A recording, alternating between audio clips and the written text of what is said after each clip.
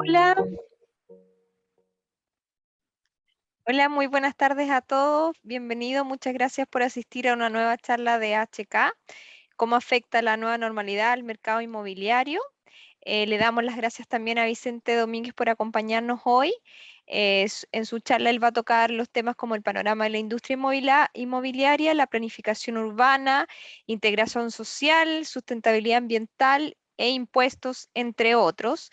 Le damos las gracias a Vicente una vez más y los invitamos a aprender la cámara de Vicente y su micrófono. También recordarle a los participantes que pueden dejar sus dudas a través del chat y por favor mantener su cámara y micrófonos apagados. Muchas gracias. Bienvenido, Vicente. Hola, buenas tardes, muchas gracias por la invitación. Bueno, cuando tú quieras comenzamos. Ustedes van a proyectar, ¿no es cierto? Correcto. Jonathan, por favor, proyectar la presentación de Vicente. Ahí estamos. Ok. Bueno, lo que viene como exposición es un panorama de la industria inmobiliaria residencial. ¿No? Ustedes saben que la industria inmobiliaria tiene varios sectores, pero sí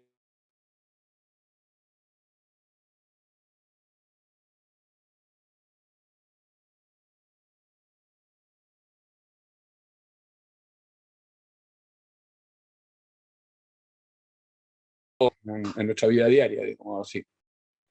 Y por lo tanto, en eso me voy a concentrar.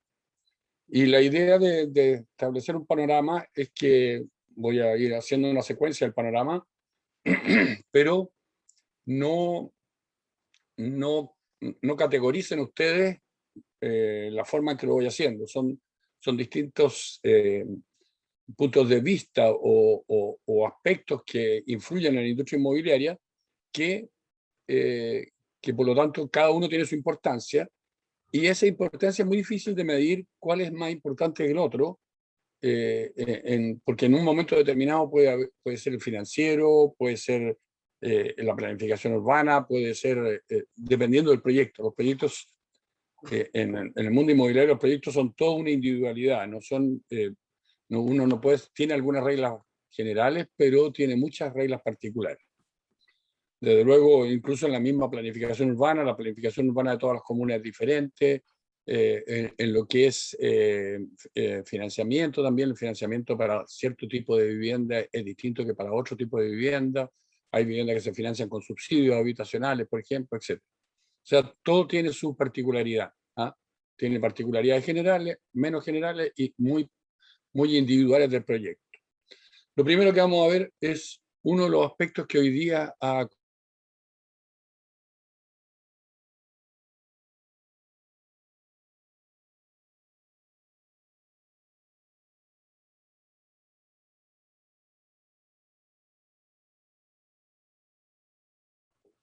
No sé, no,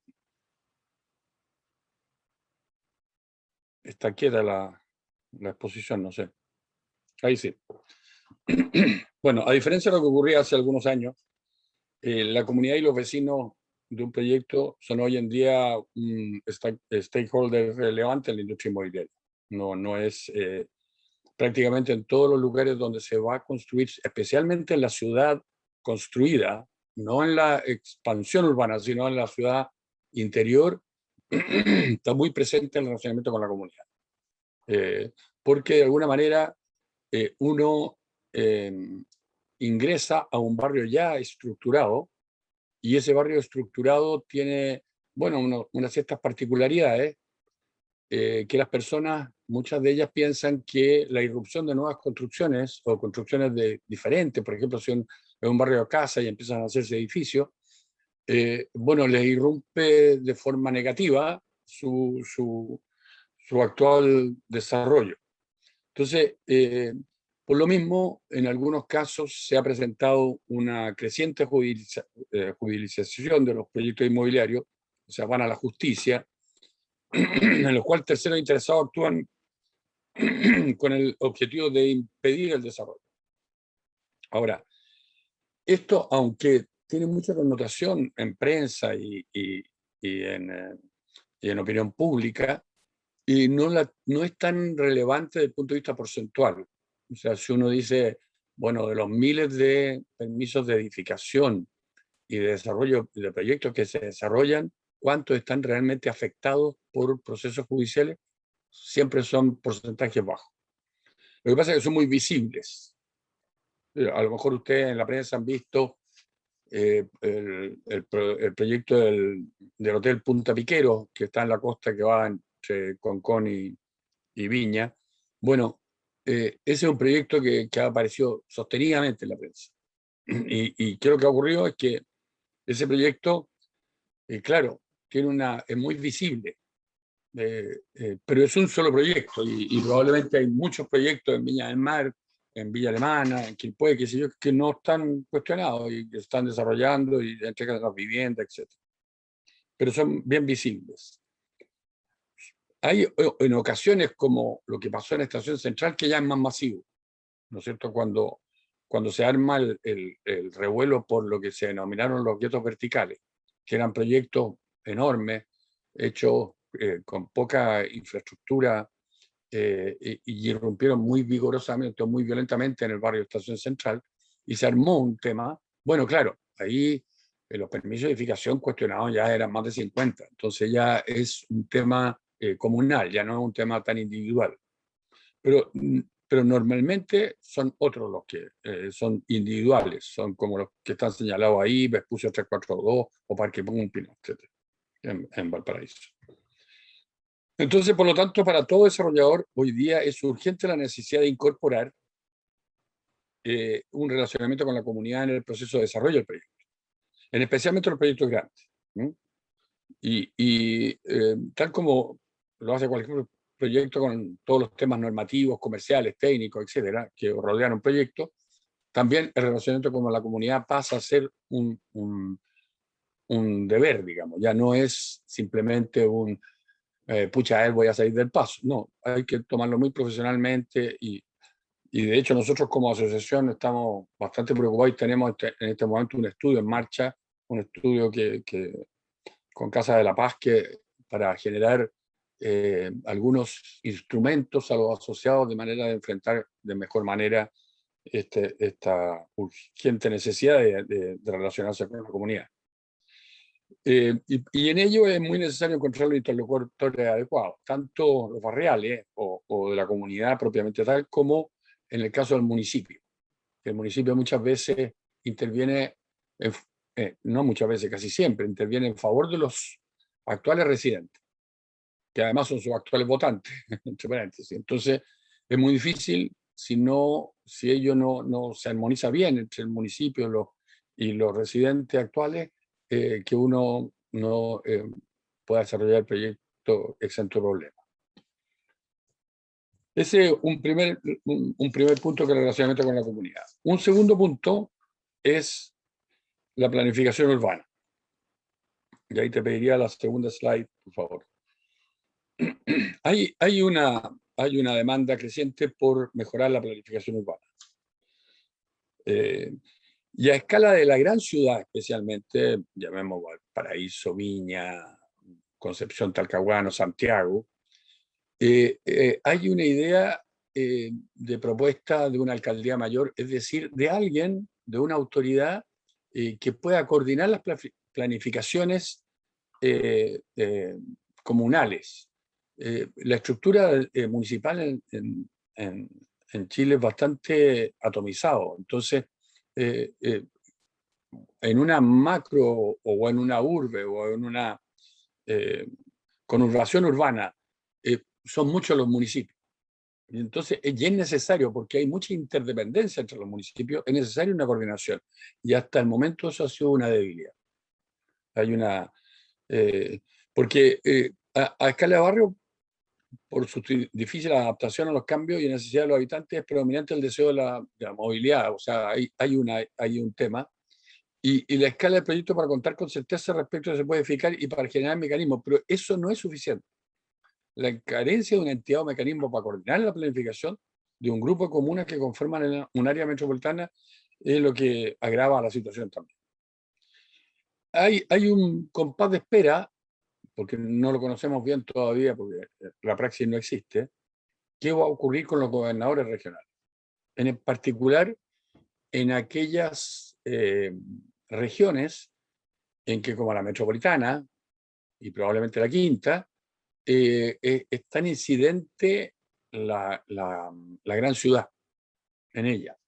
Entonces, y de hecho, en general, las personas que han sido designadas o elegidas, más bien que designadas, elegidas como gobernadores regionales, son personas que tienen impronta urbana. Entonces, no son personas ajenas al tema urbano.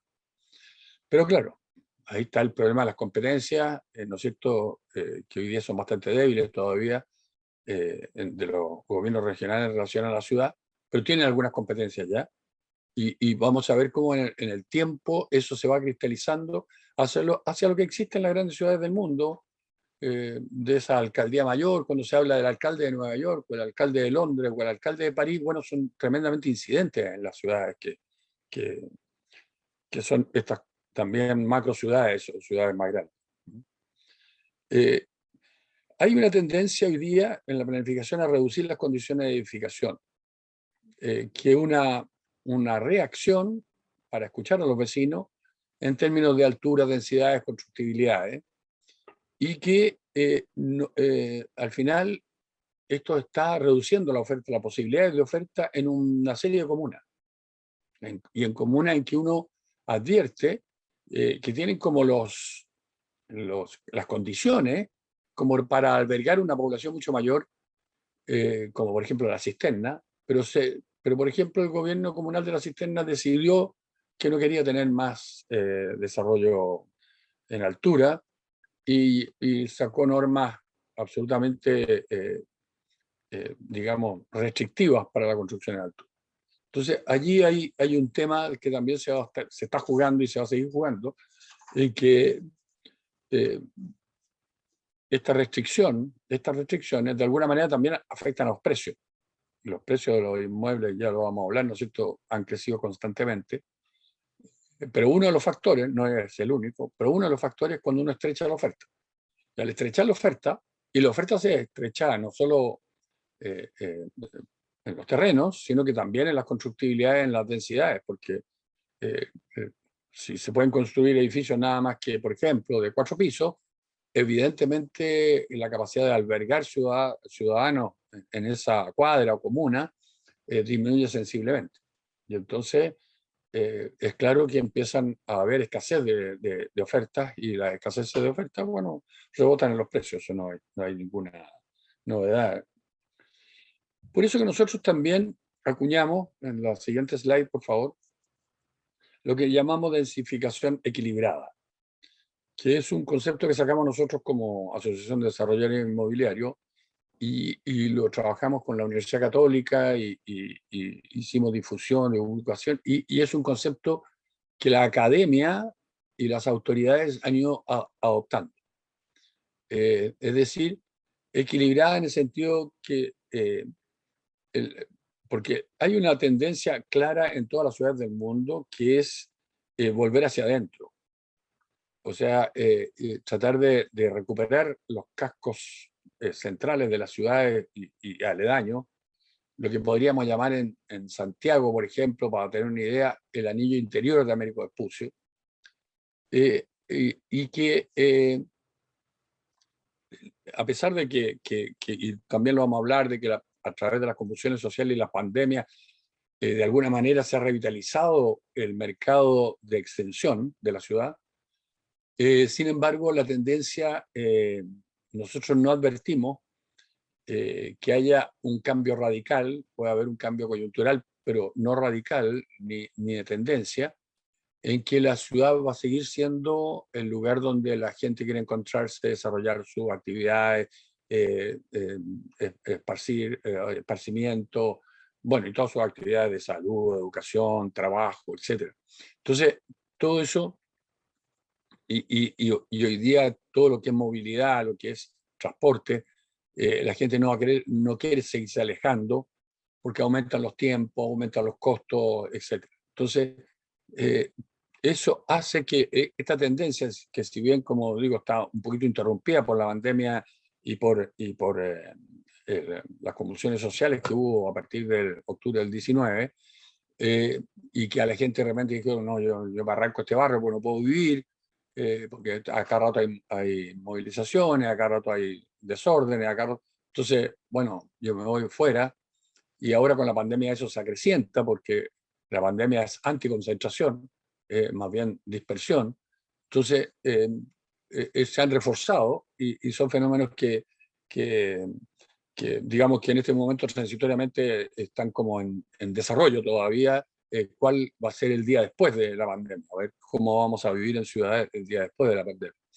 Entonces, pero la densificación equilibrada contribuye a una ciudad y mejora evidentemente la eficiencia económica, puede mejorar la integración social y evidentemente mejora el cuidado del medio ambiente. Porque si uno limita la expansión, no hay ninguna duda que puede reducir la huella de carbono y contribuir con el medio ambiente. Entonces, de verdad que la densificación equilibrada debería ser un instrumento que todas las comunas y las ciudades chilenas deberían abrigar y en consecuencia planificar urbanamente de esa manera, teniendo esa perspectiva. Eh, no va a cambiar que el hecho de que las personas puedan vivir cerca de sus lugares de trabajo, de servicio y de todas sus actividades, mejora su calidad de vida.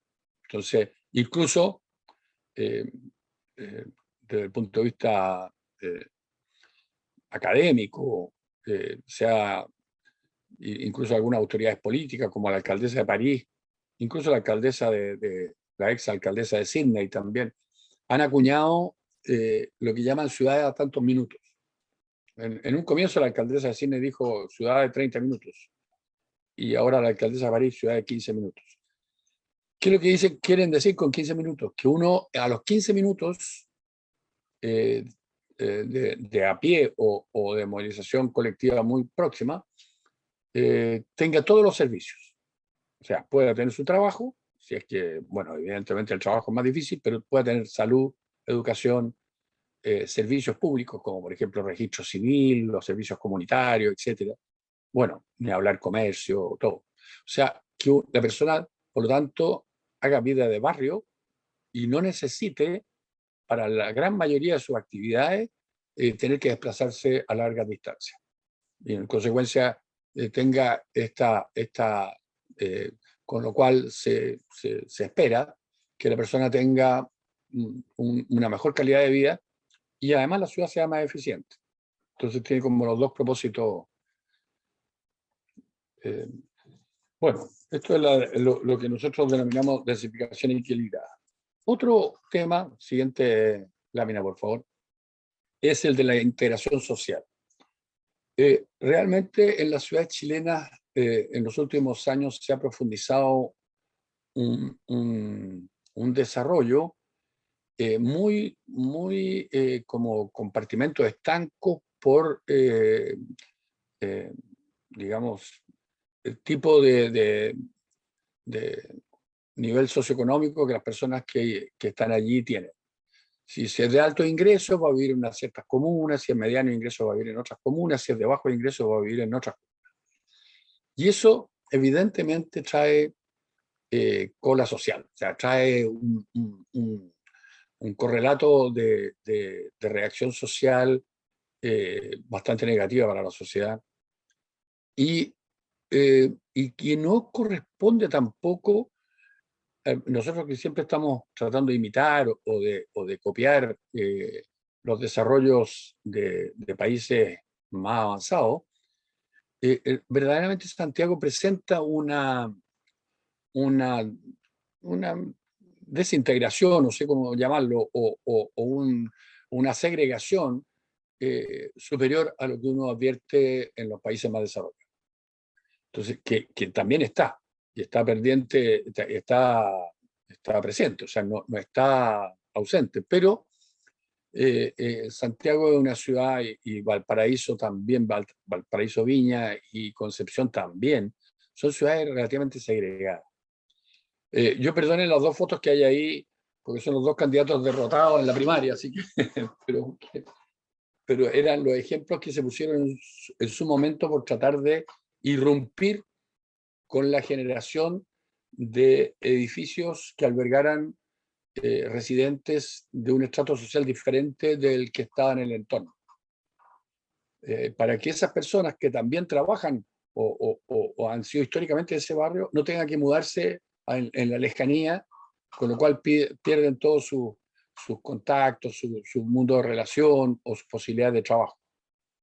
Entonces, pero eso también está a través del gobierno se está haciendo, y yo lo noto ahí, el decreto 56 del MIMBU, y el proyecto de ley que hoy día se está en discusión en el Parlamento sobre integración social. Y que no es otra cosa que entregar incentivos especiales para aquellos que se atrevan a desarrollar proyectos que de alguna manera acojan en parte una residente de distinta condición social. Esto no es un fenómeno simplemente chileno, esto nosotros que como ADI conocemos muchos mercados, hemos viajado bastante a conocer otras realidades, está presente en muchos países y con muy buenos ejemplos.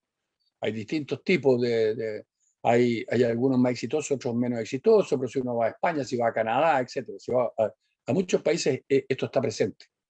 Por lo tanto, hay incentivos especiales para que esto ocurra. Y si bien en algunos casos no es tan exitoso, sin embargo, están tratando de modificarlo para que sea exitoso. Por lo tanto, el Estado actúa a través de sus mecanismos de incentivo, de subsidios o de disminución de impuestos, etcétera, para que estos fenómenos se puedan producir.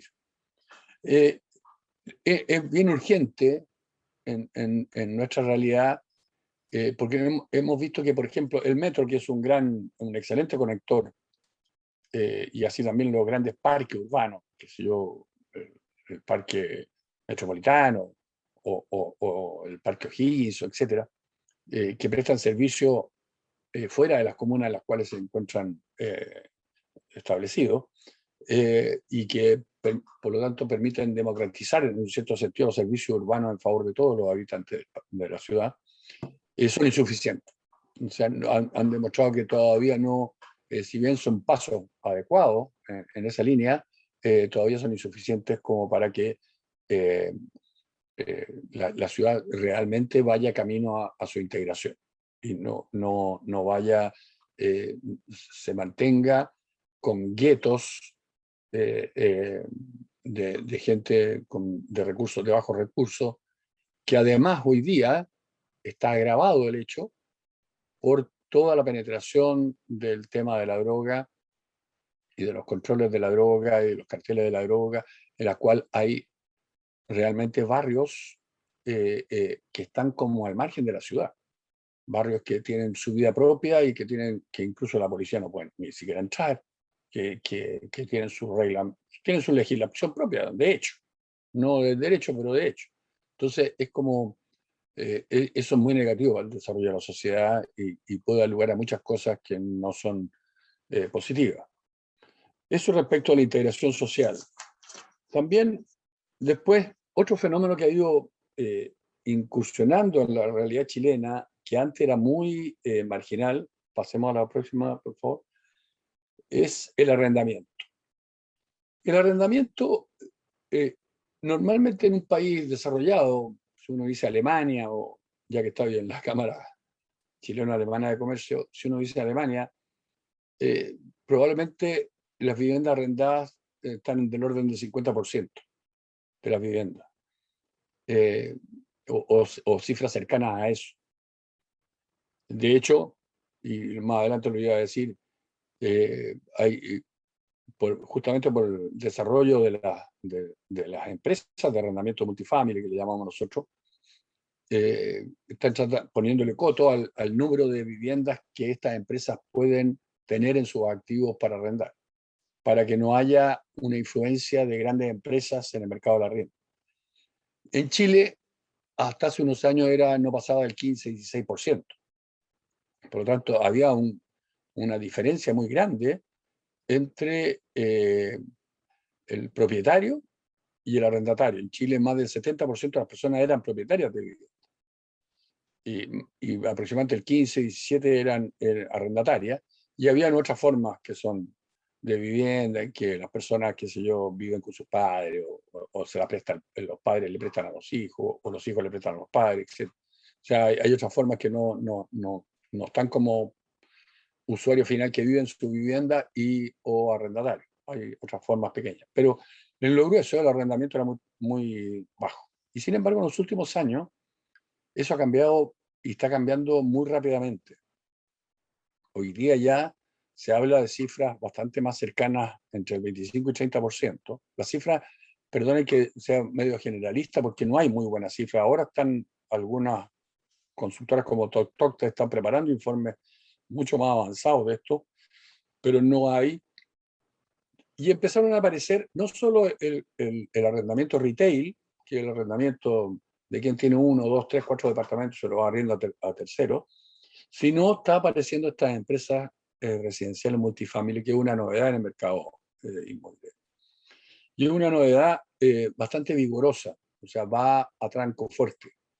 Ahí yo pongo esta gráfica, que es bien reciente, hasta mediados de este año, en el cual ya hay 70 edificios en manos de estas empresas multifamily y con más de 15.000 viviendas. Y en 2 años las viviendas van a llegar a 30.000 más o menos. Se va a doblar. Entonces ya es una realidad, no es una excepcionalidad. Por el momento muy de Santiago, esto no es en regiones muy excepcional.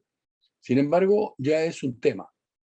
Y esto tiene varias cosas que trae tras de sí esto.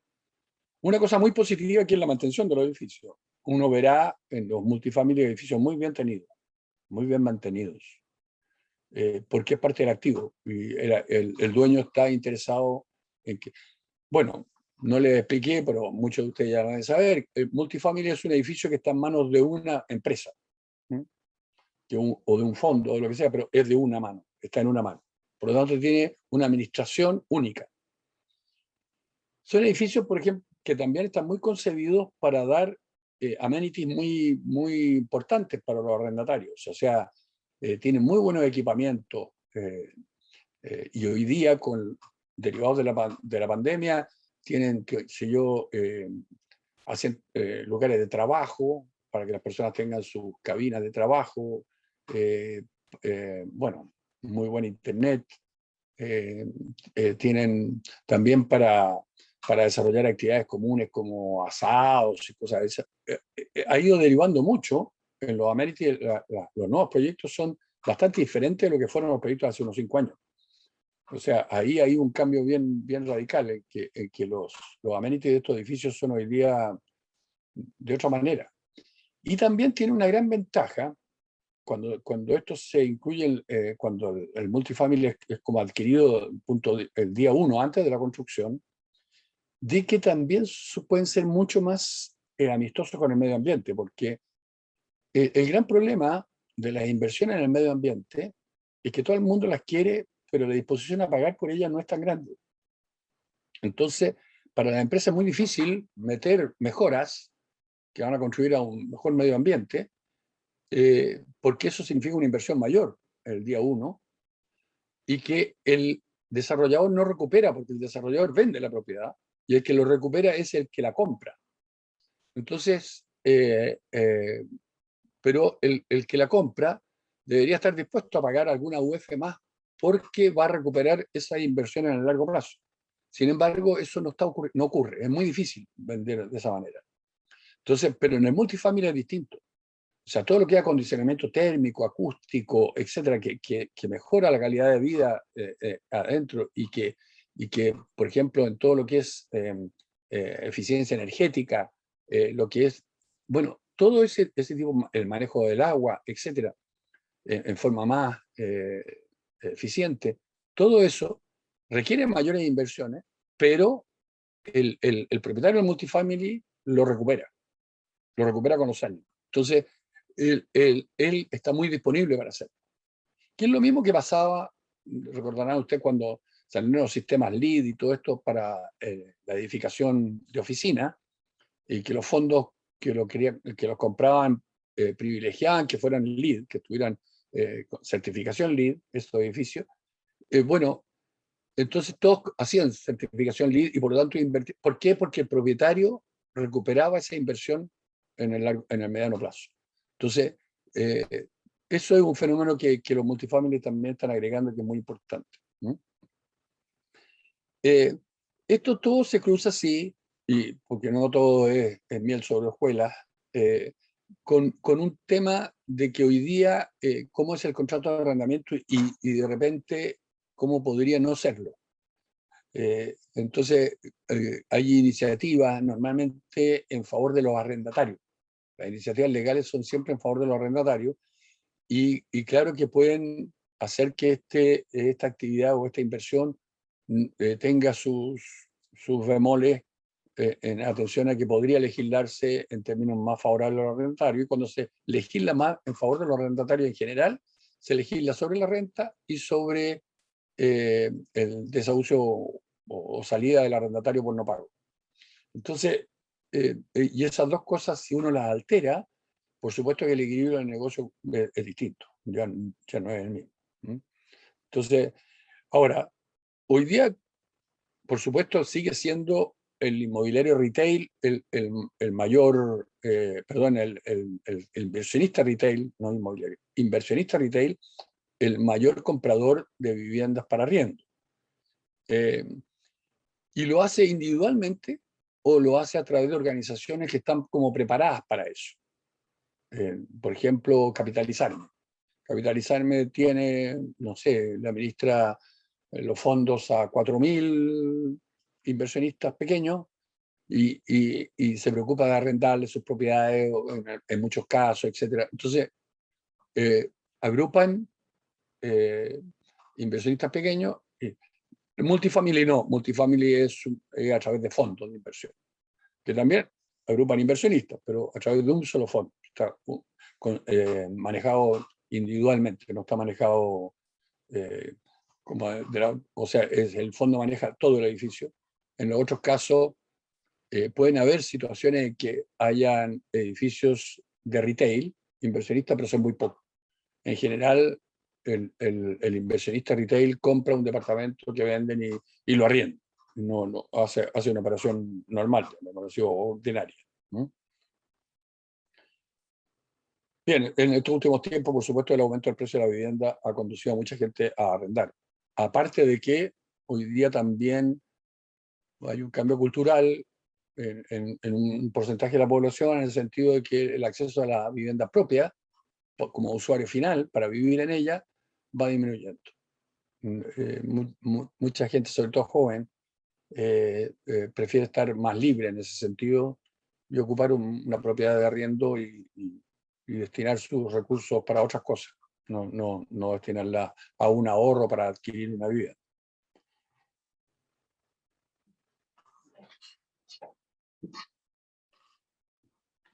Bien, socialmente el arrendamiento hoy día también ha entrado en los programas públicos para apoyar a las personas, porque se ha visto que a pesar de que los programas de subsidio habitacional han sido bastante exitosos en el país, sobre todo en términos comparativos, sin embargo, el déficit habitacional no ha cedido y es más, ahora producto de la gran inmigración que se produjo en los últimos años, se ha agravado. Entonces, no, por lo tanto, también se ha abierto este espacio del arrendamiento para los programas del Estado. Otro tema que es central en la actividad inmobiliaria hoy día es lo de la productividad. Próxima lámina, por favor. El sector de la construcción, en general, es bastante artesanal y ha tenido pocos incentivos para invertir en el largo plazo. Porque los famosos dientes de serrucho que tiene el sector de la construcción siempre ha tenido altos y bajos, y eso los últimos años podríamos decir que es lo más parejo, salvo el año de la pandemia, por supuesto, pero que el año pasado. Pero los otros años eran bastante consistentes, pero históricamente no fue así. Y las innovaciones que se estaban produciendo continuamente en el sector inmobiliario estaban más directamente relacionadas con terminaciones distintas, con algunas materialidades diferentes, con algunas reglamentaciones que exigían actuar en forma distinta, en estructuras o térmicamente, etc. Entonces todo eso no, no, no producía un gran incentivo. El sector de la construcción en general ha sido el más retardatario de los sectores para innovar, y no solo en Chile, en el mundo en general, por las características que tiene. Sin embargo, igual, en el mundo se ha ido innovando mucho. Y se ha innovado, yo diría, prácticamente en varios. Una primera innovación digital, tanto en la elaboración de los proyectos, sistemas BIM o cosas parecidas a esas, o similares, como hoy día, bueno, producto de la pandemia, todo el sistema comercial ha evolucionado mucho hacia la digitalización y se están aprovechando todas estas innovaciones en un montón de procesos. Y eso evidentemente está haciendo que está produciendo un aumento de la productividad bastante grande en esos aspectos. Pero sin embargo quedan todavía severos problemas que van a tener que cambiar en muy corto plazo. Yo noté por lo menos el problema de qué se hace con todo lo que es la basura o los escombros, o etcétera, que produce una construcción. Y eso hoy día en Chile tiene una muy mala solución todavía. Y no va a ser permitible en un tiempo más que eso sea así. Porque no hay lugares para depositar los escombros, no hay... y eso de repente, si ustedes han tenido la oportunidad de hacer el camino de los Chevers, por ejemplo, hacia Lampa, se dan cuenta que hay una cantidad de escombros botados en el trayecto impresionante. Y esos son, digamos, depósitos clandestinos, porque no son depósitos oficiales, ni mucho menos. O sea, eso va a ser un tema que de todas maneras va a cruzar en el próximo tiempo. También, y ya está en todas las reglamentaciones casi municipales, hay bastantes restricciones en los horarios de construcción, bastantes exigencias en intentar que el polvo de la construcción no fluya hacia al entorno, etcétera. Que los ruidos también sean controlados, etcétera. La construcción va a tener que, y para eso la única forma es incrementar la productividad, es industrializar muchísimo más. Por lo tanto, uno, como en los países desarrollados, no va a pasar por fuera de una construcción y va a haber 100 trabajadores como en Chile o 120, sino que va a haber probablemente 50 o 40 o 30 como es en Tokio o en Londres o en cualquier país del mundo desarrollado. Uno ve muy pocos trabajadores y sin embargo la obra se construye a la misma velocidad. ¿Y es por qué? Porque hay una industrialización muy alta, viene todo prehecho o muchas cosas prehechas, y también, y por lo tanto tiene muy pocos trabajadores con un muy buen estándar y alta productividad. Esto va a llegar y va a lugar a un fortalecimiento en esta área de la economía circular, etcétera. Esto, la gestión del conocimiento, la estandarización, todo eso está llegando y se va a profundizar en los próximos tiempos en la industria en buena hora, porque va a ser positivo que así sea, porque, como digo, tenemos acá un buen atraso. Y también lo de la sustentabilidad ambiental. Acá, la próxima lámina, por favor.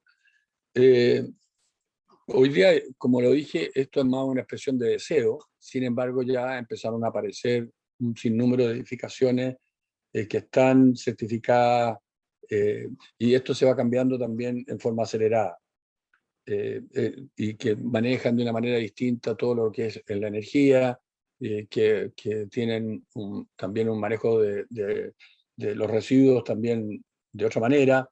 etcétera. Por lo tanto, son, son expresiones en este momento, pero después van a ser bastante generalizadas y incluso el gobierno tiene un programa de certificación de viviendas de manera de motivar en esta línea.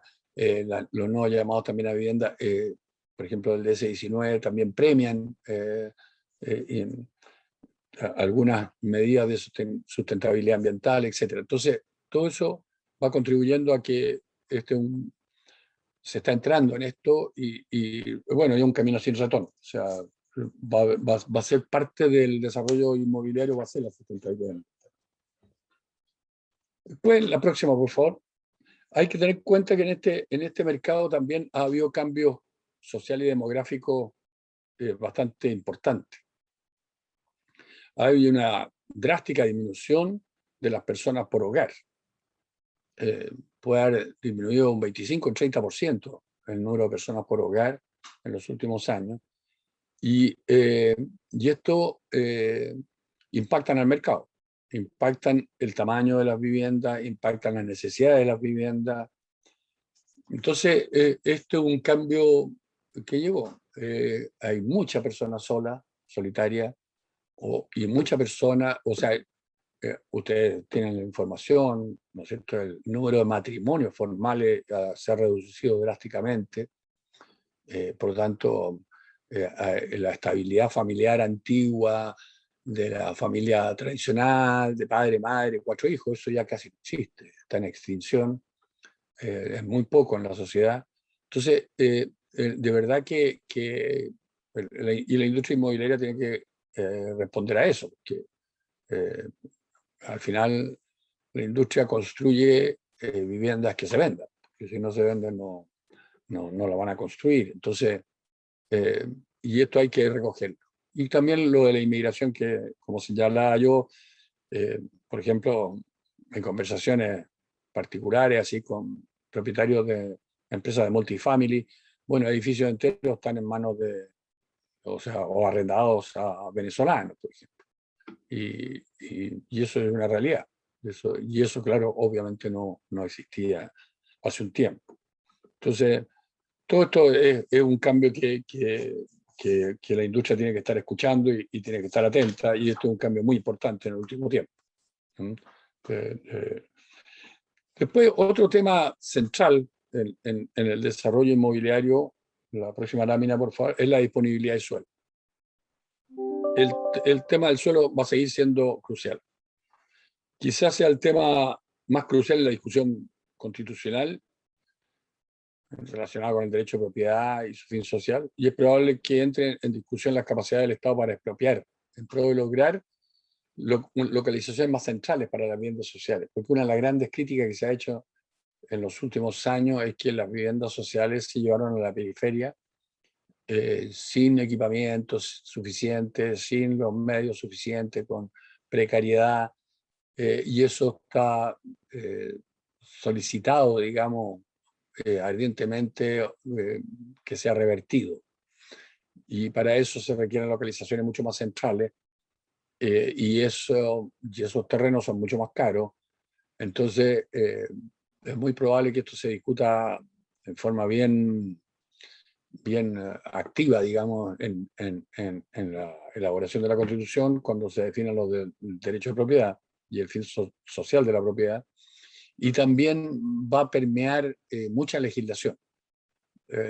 La legislación que yo mencioné, por ejemplo, de la integración social, mucha legislación va a recibir este impacto de la necesidad que haya disponibilidad de suelo en zonas más centrales de la ciudad en favor de la vivienda social. Pero no solo eso. Esto tiene un impacto muy grande, y ya lo expresé con respecto a las restricciones que estaban imponiendo muchas comunas en la planificación urbana, es que es muy importante la disponibilidad de suelo suficiente para la demanda que hay. Si no, los precios, si no impactan los precios. Y eso ha ocurrido. Los precios por ejemplo, hay un estudio de la Cámara Chilena de Construcción que está disponible para todos, que demostró que en los últimos años el gran impacto del aumento de los precios, que en 10 años aparentemente se ha duplicado el precio de la vivienda, digo aparentemente porque no es exacto, pero más o menos, puntos más, puntos menos, un 50% de ese incremento es el aumento del valor del suelo.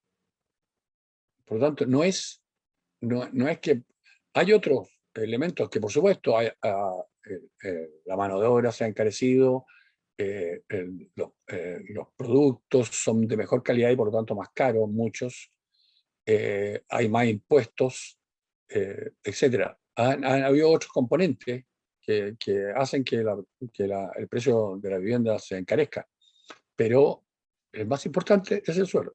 48% del aumento del precio es el suelo. Entonces, la autoridad tiene que intervenir en forma positiva para generar condiciones para que haya oferta de suelo. Y por lo tanto, el acceso al suelo sea algo no de los precios que hoy día, que es un mercado que está intervenido en contra o sea, está en favor del aumento del precio. Porque al intervenir el Estado en forma de restringir, aumenta el precio del suelo. Entonces es como paradojal, se busca una cosa y se obtiene otra, porque la herramienta que se ocupa es mala. Entonces, bueno, eso es la disponibilidad del suelo, es un tema que vamos, digamos que vamos a estar en eso por bastante tiempo. No un fenómeno propiamente de Chile nomás, ni de Santiago, es un fenómeno bastante universal en las ciudades. O sea, no, pero hay mecanismos y hay formas de tratarlo de mejor manera para que no tenga tanto impacto en los precios. Y respecto a los impuestos, aquí, que en la siguiente lámina, siempre el acceso a la vivienda estuvo favorecido en los impuestos. Históricamente, el principal instrumento que se utilizó, y es muy viejo, muy antiguo, del gobierno de don Jorge Alessandro Rodríguez, o sea, estamos hablando de los años 60, es el DFL2. Y el DFL2 tenía varios aspectos por los cuales el DFL2 incentivaba en la edificación de vivienda. Pero se estimaba que era de vivienda económica, como se llamaba en esa época. Y después salieron los decretos de vivienda social.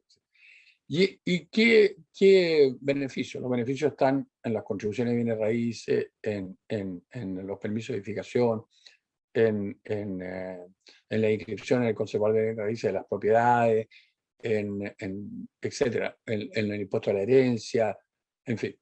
Después se ha ido viendo que ese es un beneficio tributario que estaba llegando hasta vivienda de 140 metros y que llega hasta el día de hoy a viviendas hasta de 140, que ya dejan de ser viviendas sociales o económicas, que ya son viviendas de mejor categoría. Entonces, bueno, se comenzó también, porque todo esto beneficiaba, cualquiera sea el número de propiedades que cada persona tenía.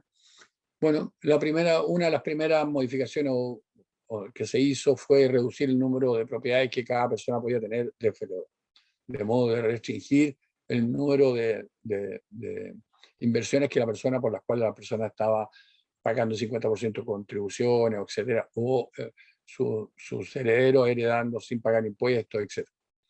Eso o sea, hay una restricción.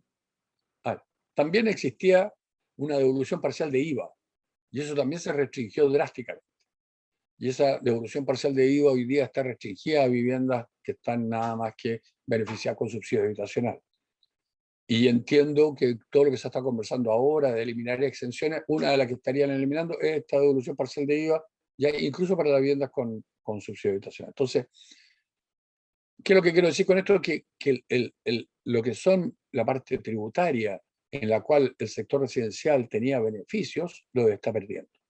Y lo está perdiendo rápidamente y probablemente algunos quedarán, pero como son las exenciones de contribuciones de bienes raíces para la vivienda de menor valor, pero lo más probable es que esto vaya en reducción. Y por el otro lado, empiezan a aparecer tributaciones que antes no existían. Por ejemplo, antes también por el DFL2 el arrendamiento, la renta de arrendamiento que uno obtenía por una vivienda de FR2 no tributa. Hoy día también en las modificaciones se piensa que debería tributar. También cuando uno vende propiedades y supera las 8.000 UF, lo que venda sobre 8.000 UF de diferencia va a empezar a tributar, etcétera. Ahora también se estudia un impuesto al patrimonio. También entonces se pagan contribuciones cuando se supera un cierto umbral, se pagan contribuciones adicionales. Y eso ya está vigente también. Entonces empiezan a haber digamos, se empiezan a establecer impuestos que empiezan a afectar la actividad inmobiliaria. En este momento, y esas puertas ya se abrieron, y por lo tanto es muy probable que con la escasez de recursos que se ha generado a través de la pandemia, como las consecuencias de la pandemia, esto finalmente sea una cosa que siga en desarrollo. La próxima, por favor. El financiamiento hipotecario ha sido un pilar del desarrollo de la accesibilidad habitacional y ha sido un pilar bastante sui generis, bastante especial en Chile respecto a los países de Latinoamérica. Por lo tanto, es un activo muy relevante. Tanto es así que una parte del aumento del precio de las viviendas fue compensado por la baja de la tasa de interés en los últimos años. Entonces, por eso que no fue tan crítico que se aumentara tanto el precio de la vivienda como porque se pudo soportar por los compradores porque el dividendo bajaba. Por la misma cantidad de dinero, el dividendo bajaba, entonces podía aspirar a una mayor cantidad de dinero de préstamo y podía sostener la operación de compra. Y claro, uno dice esto, es difícil mantener un sistema de crédito hipotecario cuando los precios de la vivienda están subiendo porque va a haber menos demanda. Sin embargo, el que toma el crédito sí defiende pagar porque sabe que hay una plusvalía inmobiliaria, entonces la disposición a pagar aumenta. Entonces los niveles de morosidad del crédito hipotecario que tiene en Chile son bastante bajos. Entonces, para los bancos sigue siendo una actividad bastante lucrativa y por lo tanto está expandido el crédito hipotecario y eso es positivo para el desarrollo inmobiliario.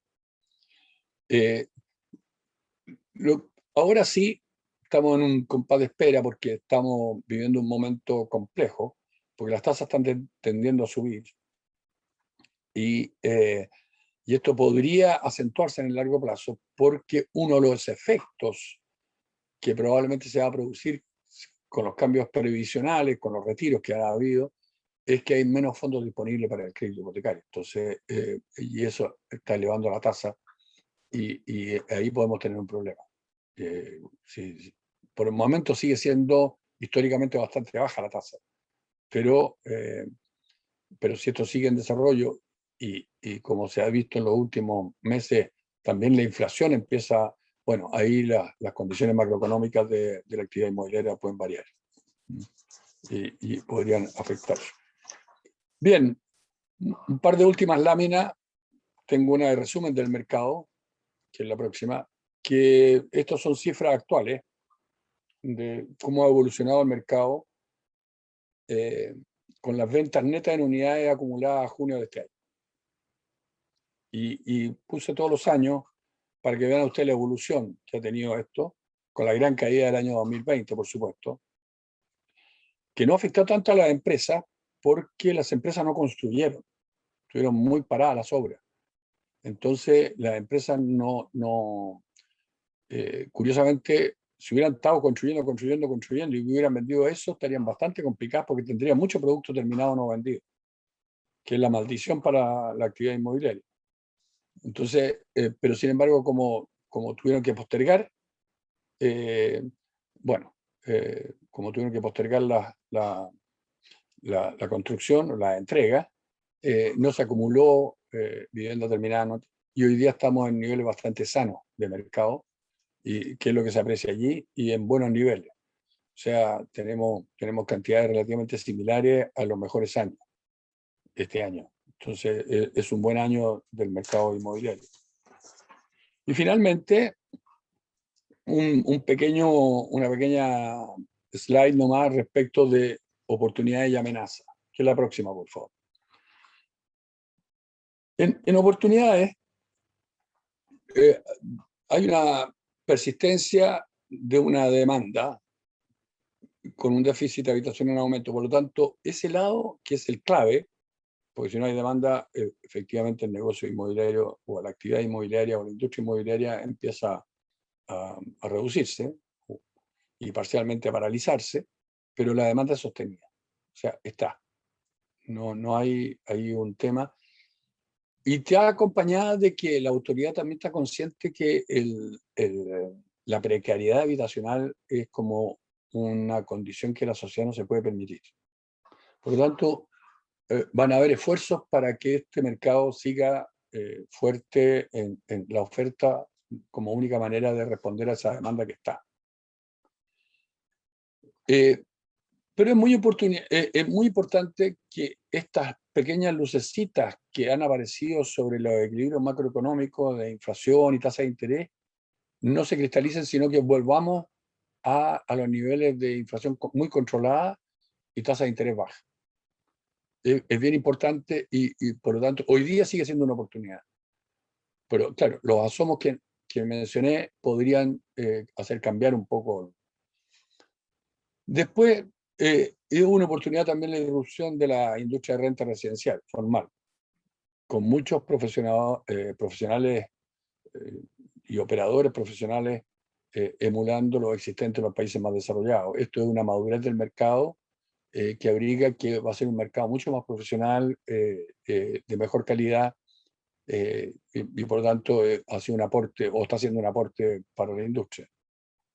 Y las amenazas, bueno, no voy a descubrir nada, la incerteza política siempre es una amenaza, y yo diría, en el nivel del negocio inmobiliario se ha evidenciado en que mucho capital privado ha emigrado hacia afuera y por lo tanto el flujo hacia los fondos de inversión inmobiliaria, que era muy potente, ha disminuido en forma perceptible. Entonces hay menos disponibilidad para el desarrollo de los proyectos. Después hay un tema social complejo que todos lo conocemos, que es el de la violencia, que si bien hoy día es un tema menos relevante de lo que fue, todavía persisten asomos que demuestran que es un problema que no ha sido dominado. Y hay otro problema que, que también abre un compás de espera, y que es que esta convivencia de trabajo y bonos, que ha hecho que, sobre todo cuando los bonos estaban destinados a personas que no tenían trabajo, con lo cual la persona si entraba a trabajar perdía el bono, y eso llevó a mucha gente a dejar de trabajar, además por el temor a la pandemia, de no encontrarse con gente, etcétera. Pero hoy día, cuando estamos en un camino hacia una recuperación de normalidad, sin embargo, ahí puede aflorar un problema eh, eh, de que esa disciplina por el trabajo en parte se haya perdido y recuperarla va a costar un rato. Eso es también una amenaza, porque de hecho, cuando vamos a iniciar obra, reclutar los trabajadores suficientes para la obra es bien difícil. No las obras en desarrollo. Las obras en desarrollo, afortunadamente, están en unos niveles de participación porcentual bastante normales, un poquito más bajos, pero no hay ahí un tema importante. Pero sí, en el inicio de nuevas obras cuesta bastante partir. Después, bueno, como señalaba, hay una reducción de la tasa de inversión, hay un empobrecimiento de la economía, el Estado también está más pobre, y hay una inseguridad en el sistema de pensiones, que ha sido clave para el desarrollo del mercado hipotecario, como señalaba. Entonces, allí hay una amenaza. ¿Mm? Y siempre están pendientes temas legales y regulatorios que pueden afectar a la industria, porque normalmente se legisla en forma restrictiva o en forma como atacando a la industria más que viendo alternativas de desarrollo de la industria. Entonces, eso también es lo que hemos experimentado en los últimos años. Entonces, eso se mantiene latente y los proyectos que están en circulación no son buenos proyectos. Entonces, eso es. Bueno, eso es. Muchas gracias. Todas las preguntas que quieran. Muchas gracias, Vicente, por tu presentación, muy interesante. Hasta el momento en el chat, al parecer, no veo ninguna pregunta ni comentario. Si alguien quisiera hacer una pregunta también en directo, puede levantar su mano y puede activar su micrófono y cámara. Estaba todo bastante explicativo, así que quizás por eso no hay preguntas todavía. No, creo que no. Así que muchas gracias, Vicente, muchas gracias por tu presentación, por todos No hay los por qué. insights sobre el mercado. Agradezco tu tiempo y agradezco también el tiempo de todos los participantes de nuestros socios. Así que nos vemos en una nueva charla Camchal Muy próximamente. bien, muchas gracias. Hasta HK, luego. perdón. Muchas gracias, Vicente. Que estén muy bien.